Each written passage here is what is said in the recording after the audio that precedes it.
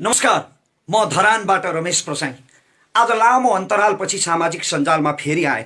देशको दुर्भाग्य दुखेर तपाईँ समक्ष पोख्न आएको छु। सेयर गर्नु नगर्नु तपाईँको इच्छा। गणतन्त्र नेपालको पहिलो निर्वाचित संसद विभत्सतापूर्वक आर्यघाटमा पुग्ने अवस्था सृजना भयो। दुई कामरेडहरूको अहङ्कार जुधाइको कारणले त्यसको मूल्य सारा देशले चुकाउनु पर्ने अवस्था आएको छ। आज लोकसेवालाई सामान्य ज्ञानका लागि एउटा प्रश्न उपलब्ध गराउन चाहन्छु। जीकेमा राख्न काम लाग्छ। लोकसेवामा नेपालको इतिहासमा नाट्य सम्राट बालकृष्णसम्मका पालादेखि आजसम्म रचिएको सबभन्दा निकृष्ट, सबभन्दा भद्दा, सबभन्दा खल्लो र घिनलाग्दो नाटक कुन हो? त्यो नाटकको शीर्षक हो वाम एकता। एकअर्काका चिर शत्रु केपी ओली र प्रचण्डले नक्कली अङ्कमाल गरेको त्यो दिन नेपालको राजनैतिक इतिहासमा काला अक्षरले लेखिनुपर्छ। त्यो एकता थिएन, केवल नौटङ्की रहेछ। सोझा साझा निमुखा जनतालाई, सर्वहाराहरूलाई स्थिर सरकार र विकासको सपना देखाएर, लाटालाई पापा देखाए जसरी आश्वासन देखाएर झुलाउन भुलाउन षड्यन्त्रकारीहरूले रचेको नौटङ्की थियो। त्यो एउटा स्वार्थपुञ्ज थियो। माधव कुमार नेपालको पार्टीको वरिष्ठ भइकन पनि आफ्नो नेतृत्व खोसिएको कुण्ठा, वामदेव गौतमको पार्टीबाट एक्लिएको हिंताबोध, झलनाथ खनालको पार्टी कब्जा गर्न नपाएको प्रतिशोध, अनि यी सबैका संयुक्त अस्त्र बने पुष्पकमल दाहाल प्रचण्ड। त्यसमाथि केपी ओलीको कसैलाई पनि पाषाण जति पनि नगन्ने मुडे अहङ्कारी बुद्धि। यी सम्पूर्ण स्वार्थी वर्गघातीहरूको दुर्मतिले गणतन्त्र नेपालको पहिलो निर्वाचित प्रतिनिधि सभालाई सती पठाइदियो। अनि आज रमिता हेरिरहेको छ सारा संसारले। रमिता नेपाली कार्लमार्क्स मदन भण्डारीका सहयात्रीहरूले गरेको राष्ट्रघातको रमिता, माओ सेतुङका चेलाहरूले राजनीतिमा देखाएको नाङ्गो नाचको रमिता।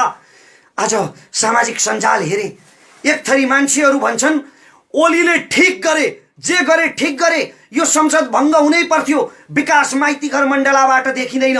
ओली सरकारले काम गरिरहेको त थियो नि, प्रचण्ड लगायतका नेताहरूले कामै गर्न दिएनन्। अझ ओलीमाथि अविश्वासको प्रस्ताव ल्याउने तयारी गर्दै थिए, राष्ट्रपति विरुद्ध महाअभियोगको प्रस्ताव ल्याउने तयारी गर्दै थिए संसदमा। अनि संसद विघटन नगरेर के गरून्? 45वटा पदहरू त रिक्त राखिएको छ मुख्य संवैधानिक अङ्गहरूमा र प्रशासनिक अङ्गहरूमा। अनि यस्तो गुटबन्दी र घेराबन्दीमा परेर आफ्नै पार्टीको घेराबन्दीका कारणले काम गर्न नपाएपछि केपी ओलीले गरेको यो संसद विघटन सही हो। तर अर्का थरी मान्छेहरू भनिरहेका छन् कि केपी ओली स्वेच्छाचारी अहङ्कारी छन्, दुर्बुद्धि छन्, कसैलाई समेट्न चाहँदैनन्। उनको यही मुडे अहङ्कारको परिणामस्वरूप आजको यो संसद विघटन भएको हो। जुन पक्षको राय सही भए पनि, यो रमिताको नायक र खलनायक जो भए पनि यो लोकतन्त्रमाथि भएको प्रहार हो। यो लाजलाई पनि लाज लाग्नुपर्ने विषय हो। नेपालको वामपन्थी आन्दोलनको लगभग चोला उठ्यो। अब अर्धमृत अवस्थामा पुग्यो नेपाली वामपन्थी आन्दोलन। जनयुद्धदेखि झापा विद्रोहसम्मका शहीदहरूका सपना तुहाए, काटो खाए वर्गघातीहरूले केवल आफ्नो मुडे अहङ्कारको स्वार्थपूर्तिका लागि। सर्वोच्च अदालत एउटा अन्तिम विकल्प हुन सक्थ्यो यो निर्णय रोक्ने, यो लोकतन्त्र विरोधी निर्णयलाई उल्ट्याउने। तर सर्वोच्च अदालतका प्रधान न्यायाधीश श्रीमान चोलेन्द्र शमशेर राणाको चरित्र र पछिल्लो रेकर्ड हेर्दा यो निर्णय उल्टिने कुनै सम्भावना देखिँदैन। आज मलाई मदन भण्डारी कमरेडको एउटा आदर्श वाक्य याद आइरहेको छ। कमरेड मदन भण्डारीले भन्नुभएको थियो कि यदि हामीले राजतन्त्र फाल्यौं, राजतन्त्रको उन्मूलन भयो, तर राजतन्त्रको उन्मूलन भएर पनि जनताको जीवन स्तरमा कुनै परिवर्तन आएन भने, व्यवस्था अवस्था र प्रणालीमा कुनै परिवर्तन आएन भने हामीले गणतन्त्र प्राप्त गरे पनि त्यो उपलब्धि निरर्थक हुन्छ। आज मदन भण्डारीको त्यही वाक्य ढुङ्गाको अक्षर साबित भएको छ वर्गघाती स्वार्थीहरूको चरित्रको कारणले गर्दा। यसो भनेर म राजतन्त्रको समर्थन गरिरहेको छैन, गणतन्त्रको विरोध गरिरहेको छैन, किनकि लोकतन्त्रको विकल्प सुधारिएको लोकतन्त्र मात्रै हो। दुई चारवटा बाँदरले खेत मासे भन्दैमा जङ्गलमा आगो लगाउन मिल्दैन। त्यसकारण लोकतन्त्रमा केही खराब अवसरवादी पात्रहरू देखिए भन्दैमा लोकतन्त्रको विरोध गर्नु अनुचित हो, मूर्खता हो। आदरणीय वामपन्थी बुद्धिजीवी कमरेडहरू, आजको नेकपामा जति पनि शीर्ष नेताहरू छन् नि, यिनका बलिदानका बखानहरू रक्षान्तिर मिल्काइदिए हुन्छ। अब यिनीहरूले भोगेको जेल, नेल र वनवास सारा राष्ट्र सेवाका निम्ति होइन, राष्ट्र चुस्नका निम्ति, रजाइका निम्ति, सत्ता भोग गर्ने लक्ष्यले मात्रै यिनीहरूले जेल नेल र वनवास भोगेका रहेछन् भन्ने कुरा यिनीहरूको चरित्रबाट प्रमाणित भइसकेको छ। वामपन्थी कार्यकर्ता कमरेडहरू, अझै पनि यदि तपाईँको हृदयले यिनै नेताहरूको जयगान गर्न मन लाग्छ भने, यिनै नेताहरूलाई जिन्दाबाद भन्दै प्रचार गर्न मन लाग्छ भने तपाईँले आफ्नी आमाको दुधमाथि शङ्का गर्नुहोला। तपाईँलाई पिलाउने तपाईँकी आमाको दुधमा कतै तपाईँलाई रोबोट बनाउने कुनै रसायन त मिसिएको थिएन। सारा देशमाथि विभत्स प्रहार भएको छ, लोकतन्त्रमाथि, शहीदको रगतले आर्जेको लोकतन्त्रमाथि। र मदन भण्डारीले बोलेको त्यो वाक्य आज ढुङ्गाको अक्षर सिद्ध भएको छ।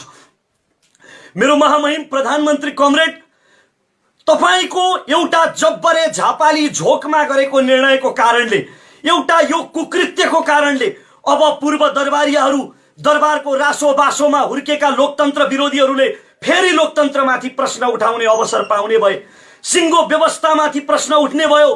केन्द्रदेखि प्रदेशसम्म, प्रदेशदेखि स्थानीय तह, गाउँ, टोलसम्म तपाईहरूले सबै 60-40 मा विभाजन गर्नुभएको छ। अब सारा शासन व्यवस्थामाथि छिद्र छिद्र पर्ने भए। चुनावको 10औं अर्बको झमेला, तपाईहरूको मुडे अहंकार जुदाईको यो मूल्य साधारण सर्वहारा जनताले किन चुकाउने? महामहिम प्रधानमन्त्री कमरेड, तपाईलाई कसम, सुखानीका शहीदहरूको कसम, भोलि आफूलाई इलाम लगेर मारिँदैछ भन्ने थाहा पाउँदै पनि आज कारागारमा साथीहरूलाई राखेर पार्टी संगठनको बारेमा ब्रिफिङ गर्ने कमरेड नेत्र घिमिरेको कसम, तपाईलाई कसम, रामनाथ दाहाल, वीरेन्द्र राजवंशी, कृष्ण कुइकेल र नारायण श्रेष्ठ जस्ता योद्धाहरूको तपाईको प्रचुर राष्ट्रभक्तिलाई प्रमाणित गर्नुहोस्। यति बेला प्रचण्डसँगको शत्रुता भन्दा देश र लोकतन्त्रको हित ठूलो हो। त्यसकारण महामहिम कमरेड, फिर्ता लिनुहोस् यो संसद विघटन। यो संसद विघटनले राष्ट्रको अहित गर्छ, लोकतन्त्र विरुद्ध छ यो कदम। जनयुद्धका पूर्व सुप्रिम कमान्डर कमरेड, तपाईं पनि यति बेला आत्मकेन्द्रित, स्वार्थी, सामान्य छविलाल मास्टर नभइदिनुहोस्। प्रचण्ड हुनुहोस् कमरेड, प्रचण्ड।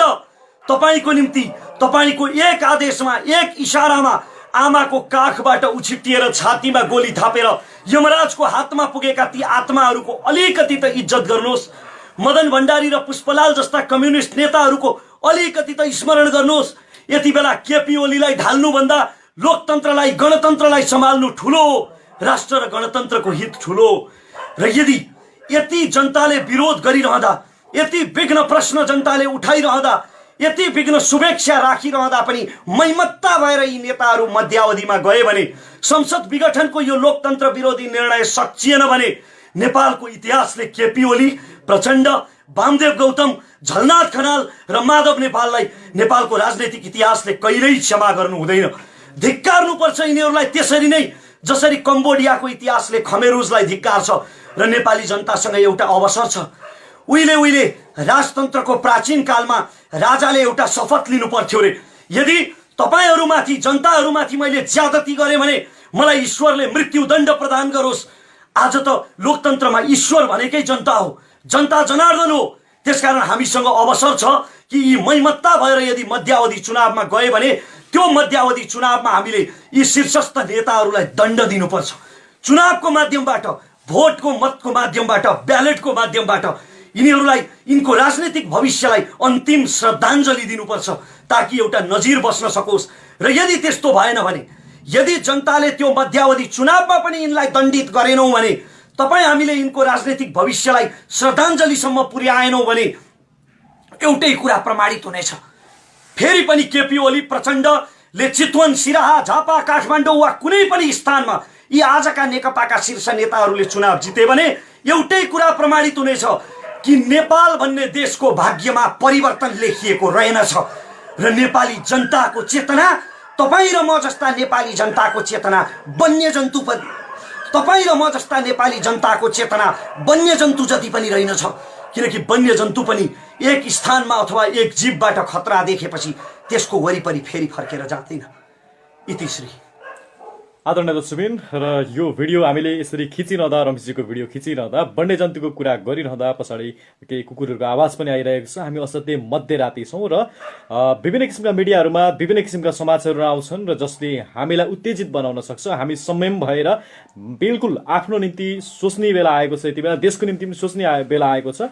तर हामीले एउटा कुरा जीवनजी, एउटा कुरा मैले अघि भन्न छुटाएँ, यति बेला अब फेरि अर्को जनआन्दोलनको नाटक रचिन सक्छ। कुनै बेला माधव नेपाल प्रधानमन्त्री हुँदा, प्रचण्डले राजीनामा दिएर माधव नेपाल प्रधानमन्त्री हुँदाखेरि लाखौं लाख जनतालाई चाउचाउ चिउरा खुवाएर बिना कारण काठमाडौँका सडकमा उतारिएको थियो। त्यसरी नै अब फेरि जनआन्दोलनको नाटक रचिन सक्छ। यसको कुनै पनि अर्थ छैन।